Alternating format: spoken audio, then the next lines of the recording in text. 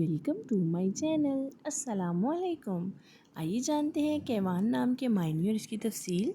हमारा आज का बेबीज़ गर्ल्स नेम है कैवान। कैवान के इंग्लिश में स्पेल्स है KAIWAAN कैवान। ये एक इस्लामिक नेम है और लड़कों के लिए रखा जाता है ये नाम। ये फ़ारसी ज़ुबान का लफ्ज़ है और इस नेम के मायने हैं सातवां आसमान कैवान। इस नेम की तफसील है कैवान सुल्तान, कैवान अहमर। इस तरह से हम ये नाम रख सकते हैं।